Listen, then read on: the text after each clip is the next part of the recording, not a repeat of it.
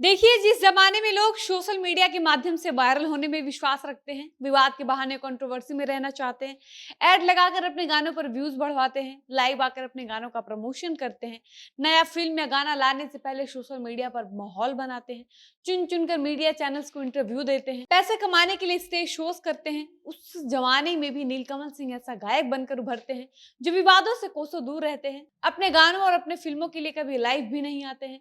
अपने गायकी के करियर में गिन चुनकर नीलकमल ने अभी तक 10 से 15 इंटरव्यू दिए होंगे। इसके बावजूद भी इनके गानों पर भर भर कर व्यूज आता है।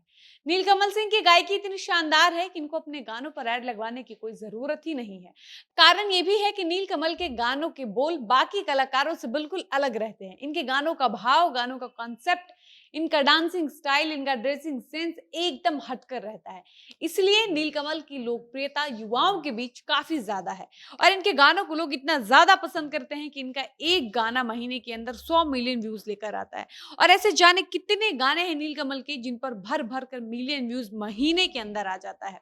इतना ही नहीं, नीलकमल के गानों का यूथ के बीच इतना क्रेज है कि इनके गानों पर रील भी खूब बनता है। लड़के हो या लड़कियां, सभी लोग इनके गानों पर जमकर रील बनाते हैं।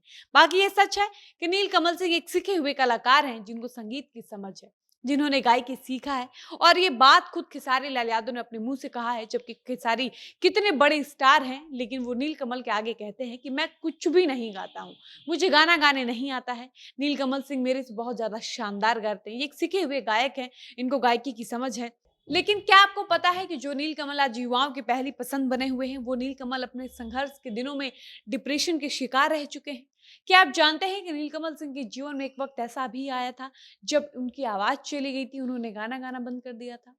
अगर नहीं तो चलिए आज की इस वीडियो में हम नीलकमल सिंह की बुरे वक्त की वो कहानी बताते हैं जिसको आप नहीं जानते होंगे। लेकिन उससे पहले नमस्कार, मेरा नाम है डॉली पांडे, मेरे साथ है कैमरामैन विशाल और आप देख रहे हैं जनता जंक्शन।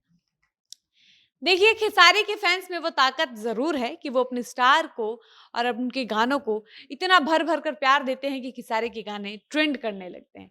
लेकिन सच ये भी है कि भोजपुरी के असली ट्रेंडिंग स्टार तो नीलकमल सिंह है, क्योंकि ये सच है कि नीलकमल सिंह एक कमाल के गायक हैं। उनके गाने बाकी कलाकारों से बिल्कुल अलग रहते हैं।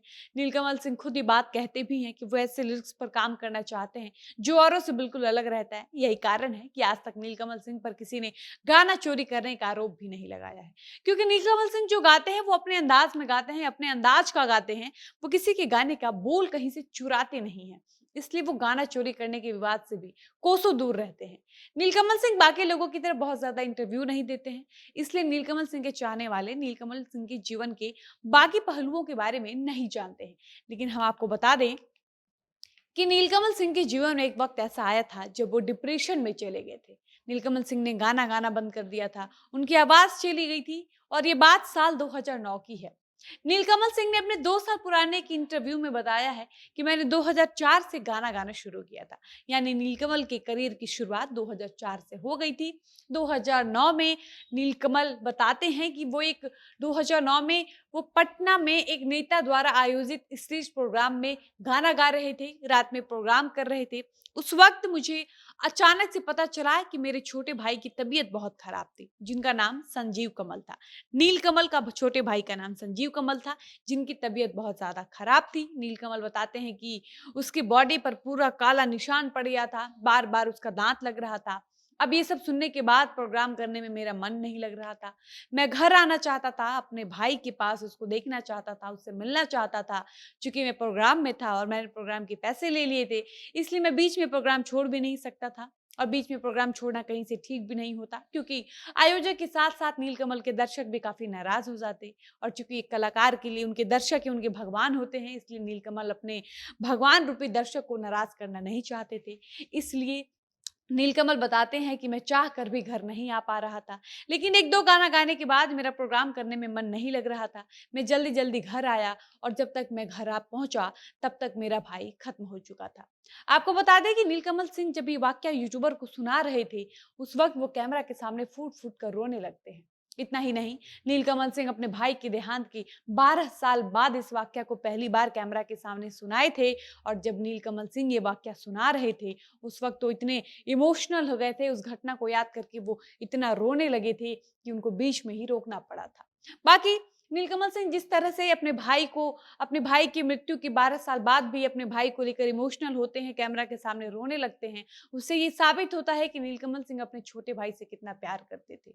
नीलकमल बताते हैं कि छोटे भाई की मृत्यु के बाद मैं इतना टूट चुका था, उसके मरने के बाद मैं इस कदर पागल हो चुका था कि मैं डिप्रेशन में चला गया था, जिसकी वजह से मैंने गाना गाना बंद कर दिया था।